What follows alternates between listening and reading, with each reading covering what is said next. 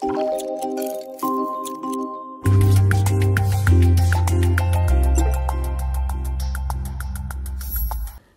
allons aborder maintenant la deuxième partie de cet exposé qui concerne ce qu'on pourrait considérer comme la forme pédiatrique du SAPHO, c'est-à-dire l'ostéite chronique récurrente multifocale de l'enfant.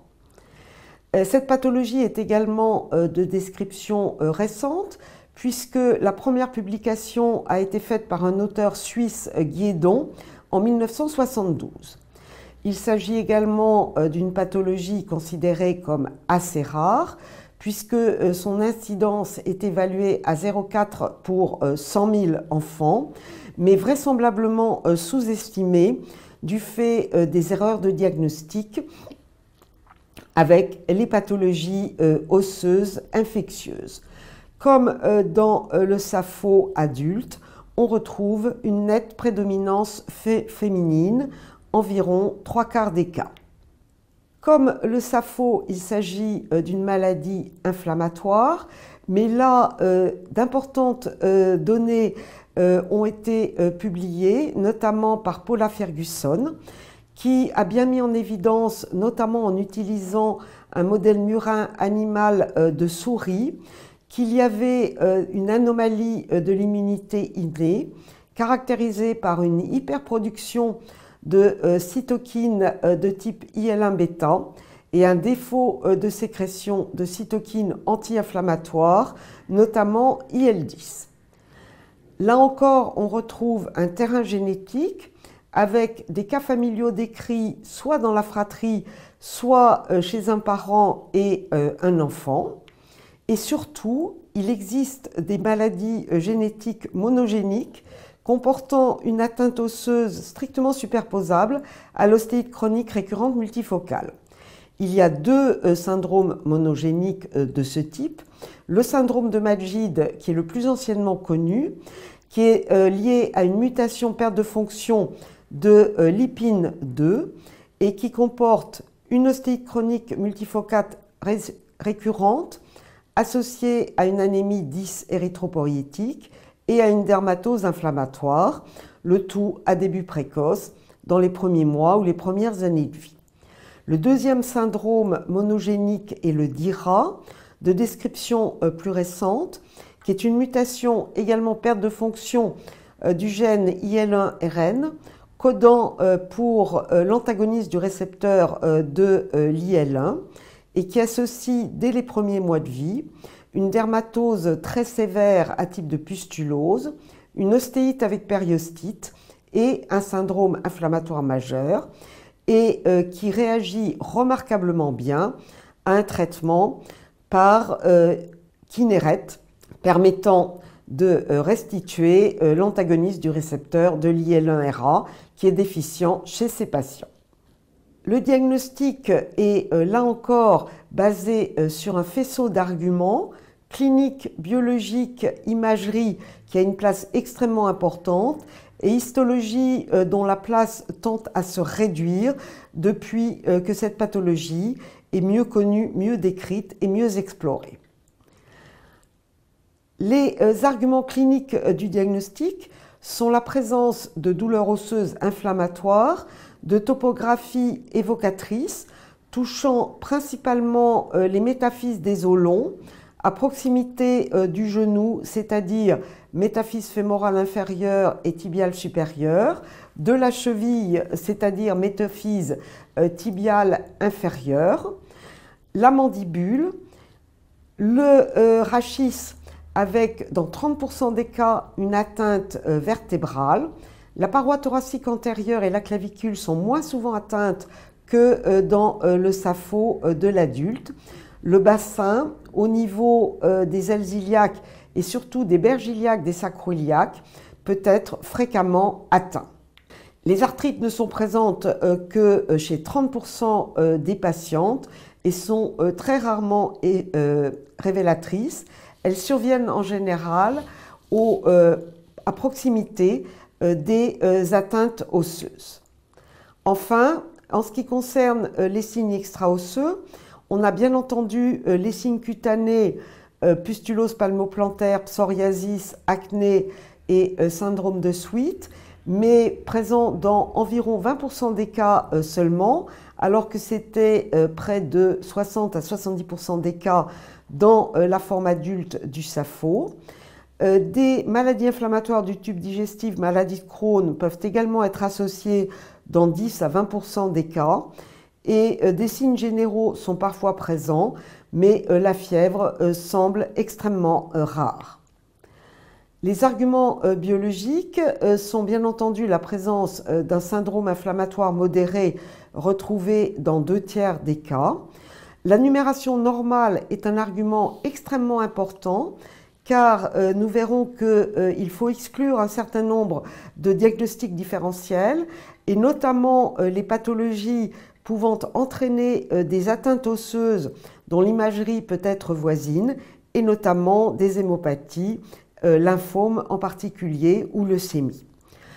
L'antigène HLA B27 n'est retrouvé que dans 10% des cas, c'est-à-dire comme chez la population témoin, et donc n'est pas un marqueur du terrain génétique des OCMR. Et les facteurs antinucléaires ne sont pas retrouvés de façon anormale, précisant bien le fait qu'il s'agit d'une pathologie de l'immunité innée et non de l'immunité acquise. L'imagerie a une place extrêmement importante dans le diagnostic parce que ces images d'ostéite avec ostéosclérose et ostéolyse, de topographie métaphysaire sur l'image de gauche au niveau tibial inférieur et à un moindre degré tibial supérieur et à un moindre degré fémoral inférieur, peuvent également être, comme sur les deux images de droite, métaphyso-épiphysaire avec une association plus marquée d'ostéosclérose et d'ostéolyse. On retrouve également certains cas avec une hyperostose du tiers interne de la clavicule et plus rarement des localisations un peu plus inhabituelles comme au niveau du deuxième métatarsien gauche qui présente une importante ostéosclérose métaphysaire mais tendante à diffuser à la diaphyse et ici une image très évocatrice d'ostéolyse métaphysaire au niveau de la métaphyse inférieure du tibia et de la fibula, donnant une image de pseudo-élargissement du cartilage de conjugaison.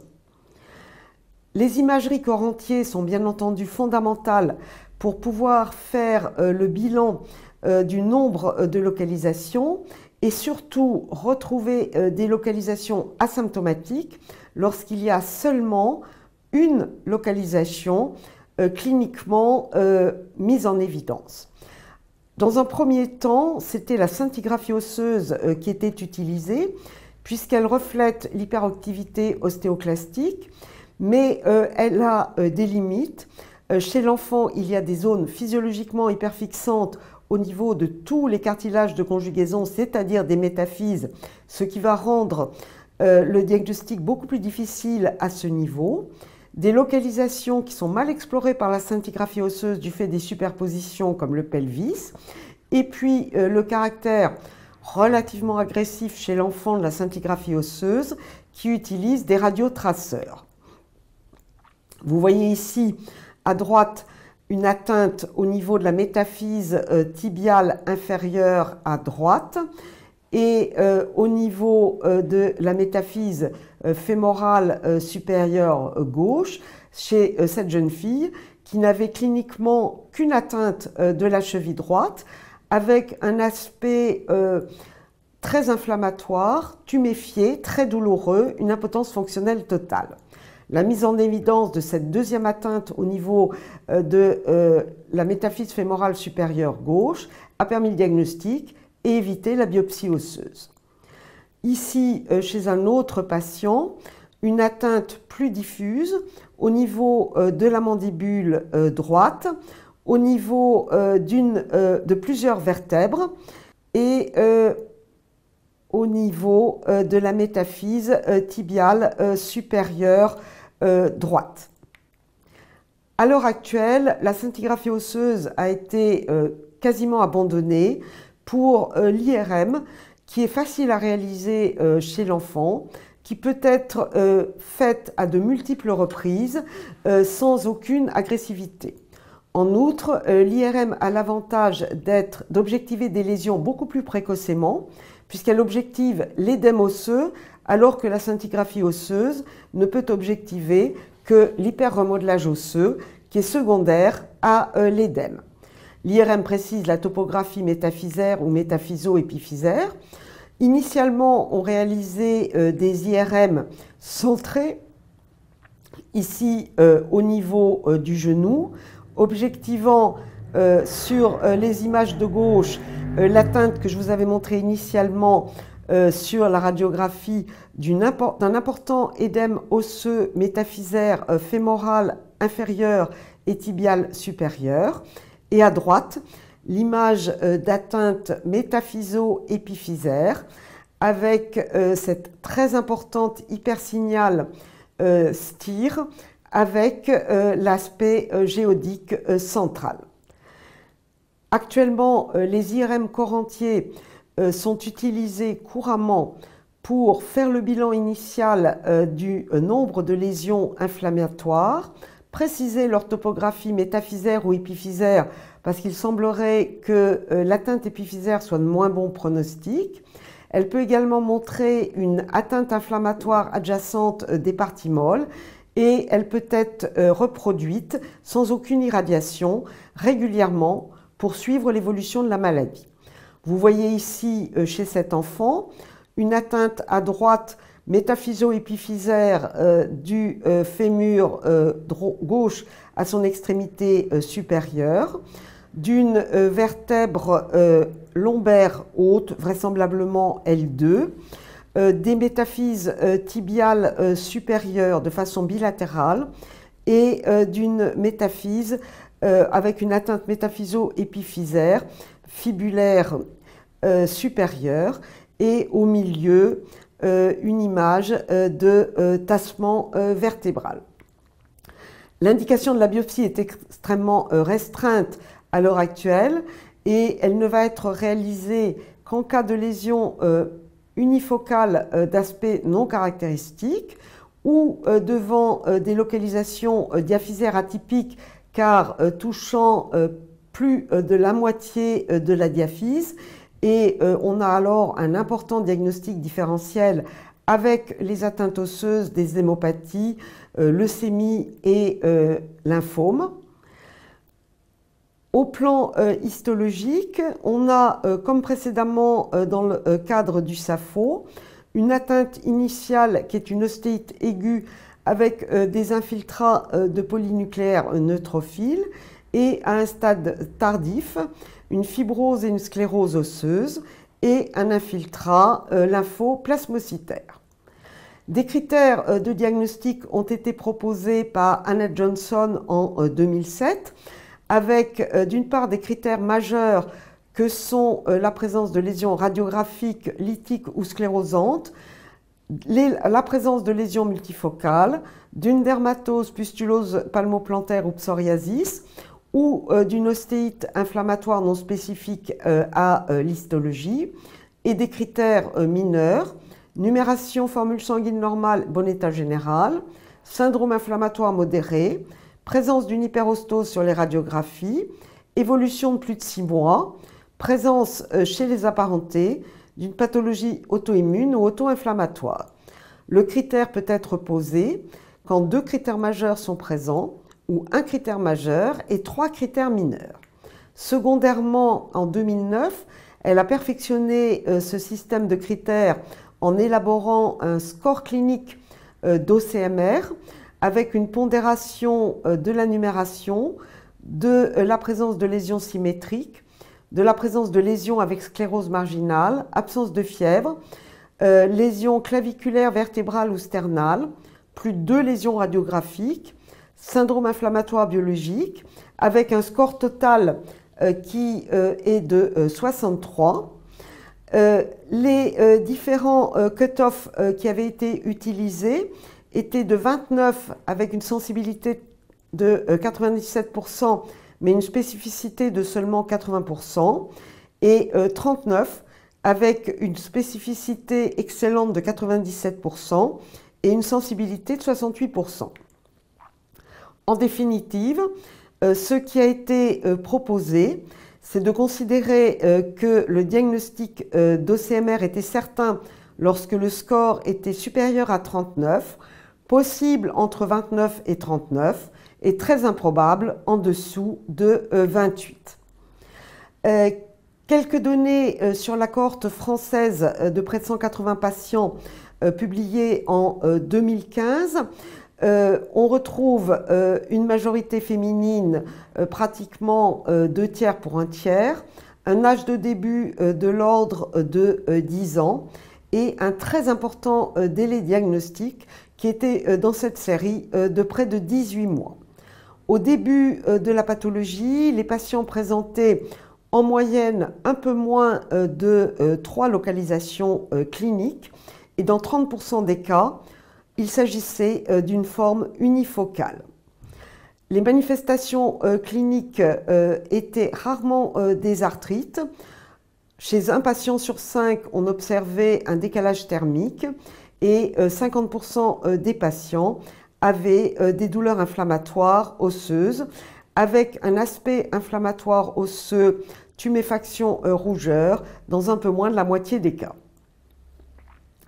Initialement, le nombre de lésions radiographiques était de 3,5 par patient, mais vous voyez que c'est essentiellement l'IRM qui permet de faire le diagnostic du nombre de lésions, puisqu'on avait en moyenne une lésion radiographique par patient et 3,1 sur l'IRM, la scintigraphie étant moins performante que l'IRM.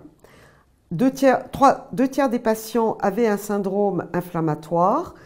La biopsie a été réalisée parce qu'il s'agit de cas plus anciens qui n'avaient pas tous pu bénéficier d'un bilan complet, notamment d'une IRM corps entier dans 2 tiers des cas.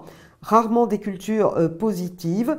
Néanmoins, 1 tiers des patients avaient reçu une antibiothérapie initiale, le plus souvent parce qu'il s'agissait d'un diagnostic d'ostéite infectieuse chez des patients pris en charge dans les services d'orthopédie avec des images qui n'étaient pas à l'époque bien connues des orthopédistes pédiatres. L'évolution avec un recul de 4 ans montre que le nombre de lésions cliniques augmente au fil du temps pour passer de 2,7 à 3,6. Le nombre de formes unifocales se réduit drastiquement de 30 à 7%.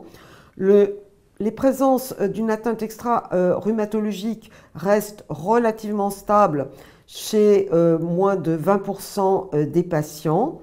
Le nombre de lésions radiographiques augmente également au fil du temps. Il s'agit du nombre de lésions détectées par IRM corps entier. La majorité des patients ont reçu un traitement anti-inflammatoire. Quelques-uns ont reçu au cours de l'évolution d'environ 22% des cas un traitement de fond conventionnel méthotrexate ou salazopyrine. Peu ont reçu des biothérapies et quelques-uns seulement dans cette série, mais d'autres publications font état de traitement par biphosphonate avec un assez bon résultat.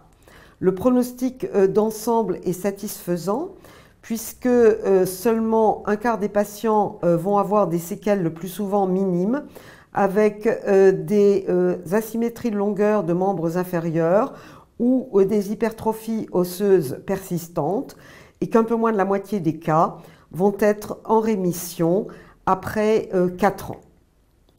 Dans la cohorte européenne de près de 500 patients, on retrouve des caractéristiques assez superposables avec un âge moyen de 10 ans au départ, un délai diagnostique un peu plus court de l'ordre de 1 an, un nombre de lésions cliniques par patient voisin de 4, près de 30% de formes unifocales au début, 20% de formes comportant une atteinte cutanée associée, 8% une atteinte digestive et près de 30% une atteinte articulaire, en général au voisinage de l'atteinte osseuse. En ce qui concerne les traitements, on voit également que la majorité des patients ont reçu des anti-inflammatoires non stéroïdiens, avec dans près de 3/4 des cas un assez bon résultat. Chez les cas résistants aux anti-inflammatoires, diverses solutions ont été essayées, des corticoïdes, du méthotrexate, de la salazopyrine, des biothérapies dans très peu de cas et des biphosphonates chez 20 patients, avec dans tous les cas, semble-t-il, un bon résultat. Donc, le diagnostic d'ostéite chronique multifocale récurrente est un diagnostic qu'il faut connaître, qui doit être évoqué systématiquement devant une douleur osseuse chez un enfant de plus de 4 ans. Le diagnostic repose sur un aspect radiographique évocateur, sur la mise en évidence de multiples localisations par l'IRM corps entier et beaucoup plus exceptionnellement la scintigraphie si vraiment l'IRM corps entier n'est pas possible. La biopsie ne reste nécessaire que dans les formes non caractéristiques pour éliminer les pathologies tumorales, hémopathie, histiocytose. Le traitement par INS est efficace dans 50 à 70% des cas. La deuxième ligne de traitement reste discutée avec d'une part des traitements à visée anti-inflammatoire comme les anti-TNF et d'autre part des traitements à visée osseuse comme les biphosphonates, sachant que l'on a beaucoup de recul sur l'utilisation des anti-TNF chez l'enfant et beaucoup moins de données en ce qui concerne la tolérance des biphosphonates, puisque seules les données concernant le traitement des ostéogenèses imparfaites où les biphosphonates sont utilisés maintenant depuis une vingtaine d'années sont disponibles. Et il faudrait pouvoir bénéficier d'une étude comparant un traitement par zoledronate ou pamidronate et un traitement par adalimumab chez l'enfant. Il semble que cette étude soit en cours au niveau européen. Le pronostic à moyen terme semble relativement bon, mais peu de données sont disponibles sur le long terme. Un suivi par IRM corps entier tous les ans ou tous les 2 ans semble nécessaire pendant environ une dizaine d'années, même lorsque les patients sont totalement asymptomatiques.